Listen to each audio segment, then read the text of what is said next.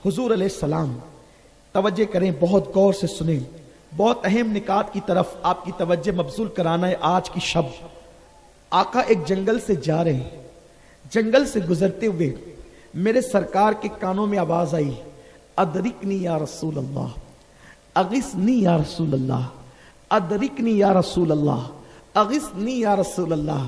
सरकार ने मुड़ कर देखा, करीब में एक हरनी खड़ी है और वो जाल के अंदर फंसी हुई है। सरकार उस हरनी के करीब आए, अर्ज की हुजूर, आका ने सरकार से उसने अर्ज की, या रसूल अल्लाह मैं फंस गई, मेरे 2 बच्चे हैं और मैं उन दोनों बच्चों को एक गार में छोड़ करके आई हूं और यहां आई तो ये जो सो रहा है ना, इसने मुझे जाल में फंसा लिया। गौर करें, मुझे इसने जाल में फंसा लिया। आका मैं आपसे वादा करती हूं, अगर आप मेरी इस मुश्किल को दूर कर दे, मेरी मुसीबत को दूर कर दे, आका मैं वादा करती हूं कि अपने दोनों बच्चों को लेकर वापस आऊंगी। सरकार ने जाल तोड़ा, उसको छोड़ा, वो आका पे दुरूद सलाम पढ़ती हुई चौकड़ी भरती हुई चली गई। तवज्जो करें, वहां करीब में सोने वाला एक शिकारी सो रहा था, मुसलमान नहीं था। अच्छा, आका छोड़ करके गए नहीं, वहीं खड़े थे। उसकी आंख खुली, उसने देखा शिकार गायब। तो उसने कहा, आप कौन हैं? सरकार ने फरमाया, मैं मोहम्मद हूं। कहा, मेरा शिकार आपने लिया? मैंने नहीं लिया, उसने मुझसे फरियाद की, मैंने उसकी मदद की, उसको खोल दिया, वो गई है, अभी वापस आएगी और अकेली नहीं, दोनों बच्चों को लेकर आएगी, उसने मुझसे वादा किया है। उसको हैरत हुई, इसलिए कि वो नबी को अपने जैसा बशर समझ रहा था, मुसलमान नहीं था, क्योंकि जो मुसलमान नहीं होते वो नबी को अपनी तरह समझते हैं। तो उसने कहा, ये कौन सी बात हो गई, हरनी भी आपसे बात करने लगी और वो कैसे आएगी? अरे जाने वाला शिकार कभी वापस लौट कर नहीं आता, मैं बचपन से शिकारी हूं, मेरा बाप शिकारी था, मेरा दादा शिकारी था, खानदानी शिकारी हूं मैं, जाने वाला शिकार कभी लौट कर नहीं आता। सरकार ने फरमाया, तेरा लौट कर ना, लौट कर आएगी। उसने वादा मुझसे किया है, वो लौट कर आएगी और मैं गारंटी हूं। अच्छा, लौट कर आएगी, नहीं आई तो? आका ने फरमाया, नहीं आई इसीलिए तो मैं खड़ा हूं। अरे तू सो रहा था, चला जाता, लेकिन खड़ा इसलिए हूं, वो ना आए, मुझे लेकर चल, उसके बदले में जो चाहे वो सलूक कर, लेकिन इंतजार तो कर। यही बातें हो रही थी, वो हुजूर से जिग कर रहा था, उतने में हरनी चौकड़ी भरते हुए आई और दोनों बच्चों को साथ लाई। आकर के दोनों बच्चों ने और हरनी ने हुजूर को सजदा किया और कहा, सलात व सलाम अलैका या रसूल अल्लाह। सरकार ने कहा, ले तेरा शिकार। एक छोड़ा था, 2-3 दे रहा हूं साथ में, 2 और बढ़कर। उसने कहा, आप कौन है? सरकार ने कहा, मैं मोहम्मद हूं, अल्लाह का रसूल हूं। अब बताया, अल्लाह का रसूल हूं, इसलिए कि हुजूर भी आदमी देखकर बताते हैं ना। जब तू मैं कर रहा था तो कहा मैं मोहम्मद हूं, और जब हरनी ने सजदा किया तो कहा अल्लाह का रसूल हूं। देखना, ये सजदे कर रही, इसीलिए तो तुझे नहीं करती, मुझे कर रही है। हरनी को पता है ये भी बशर है, ये भी बशर है, यहां सजदा नहीं करते, यहां किया करते हैं।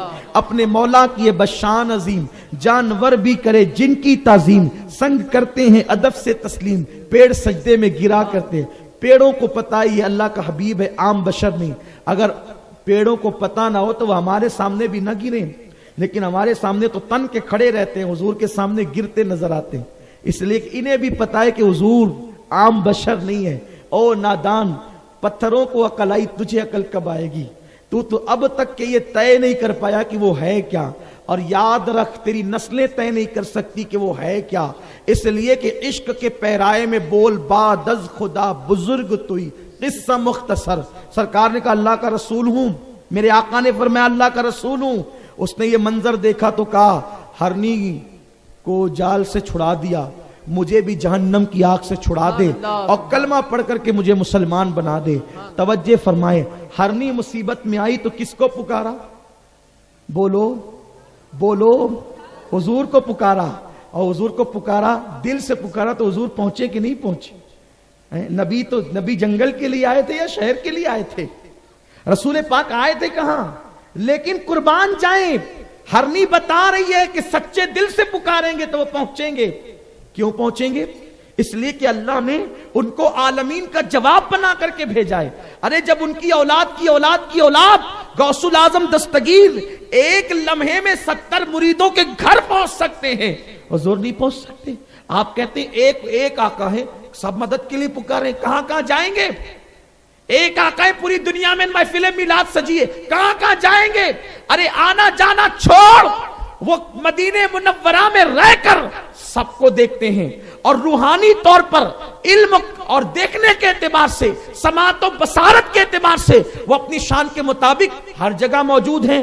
اور اگر پہنچنا چاہیں تو ایک جگہ کروڑوں، ایک مرتبہ میں کروڑوں جگہ پہنچ سکتے ہیں.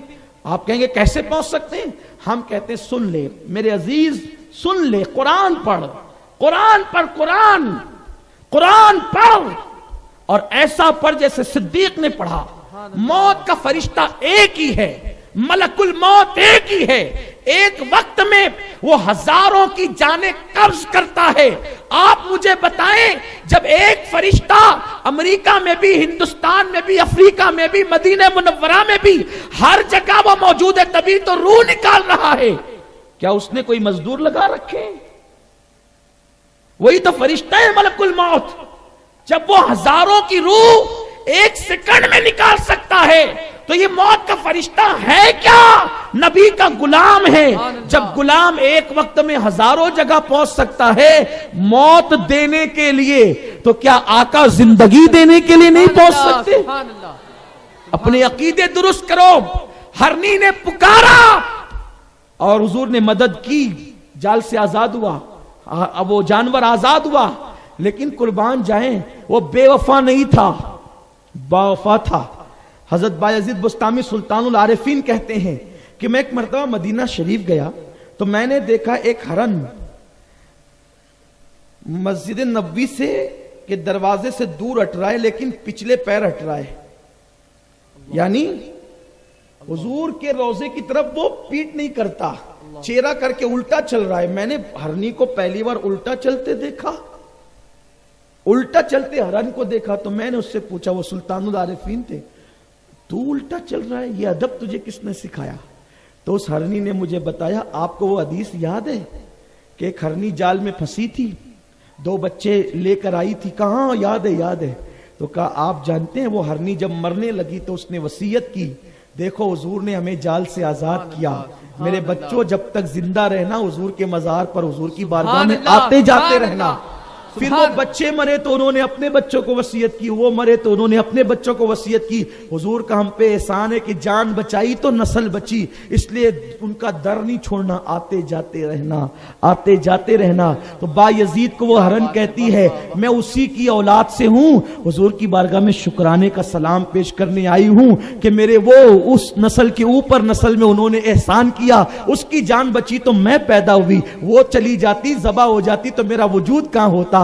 احسان کا صلہ تو نہیں دے سکتی، احسان کا سلام عرض کرتی ہوں. اے سنیو، اس کو تو صرف جال سے نکالا، تمہیں تو جہنم سے بچا رہے ہیں، مصیبتوں سے بچا رہے ہیں، مشکلوں سے بچا رہے ہیں، پریشانیوں سے بچا رہے ہیں. جہاں ماں کام نہیں آئیں گی قبر میں کام آ رہے ہیں، جہاں باپ بھاگ رہا ہے وہاں تبکیاں دے کر سلا رہے ہیں. ماں جب ایک لوتے کو چھوڑے آ کہہ کے بلاتے یہ ہیں، باپ جہاں بیٹے سے بھاگے لطف وہاں فرماتے یہ ہیں. بندے کو برکت میں تھپک میٹھی نیند سلاتے یہ ہیں، میٹھا میٹھا ٹھنڈا ٹھنڈا پیتے ہمیں پلاتے یہ ہیں. قصر دنا تک کس کی رسائی جاتے یہ ہیں، آتے یہ ہیں. ہرن پر ایک احسان کیا تو پوری نسلوں کو اس نے وصیت کی. سنیو، ہمارے سر کے بال سے لے کر پیر کے ناخن تک ہم پر کتنے احسان ہے. ہمارے لیے دعا نہ کرتے تو ہم زمین میں دھس جاتے، گناہ کر کے چہرے مسک ہو جاتے، سور اور بندر کی طرح ہو جاتے. کتنے احسان ہے، بال بال پہ احسان. عالم ارواح میں ان کے صدقے میں آئے، باپ کی پیٹ میں ان کے صدقے میں آئے، ماں کے پیٹ میں ان کے صدقے میں آئے،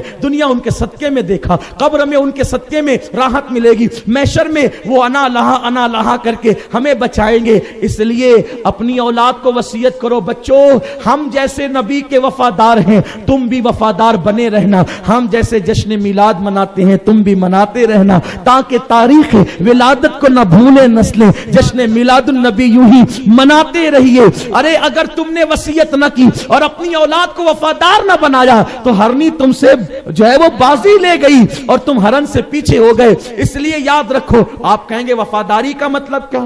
وفاداری کا مطلب یہ نہیں حضور پہ سلام بھی پڑھو، اور جب میلاد کا مذاق اڑائے ان کے ساتھ بھی بیٹھو۔ خدا کے لیے اس کا خیال کرنا۔ اللہ مجھے آپ سب کو توفیق عطا فرمائے۔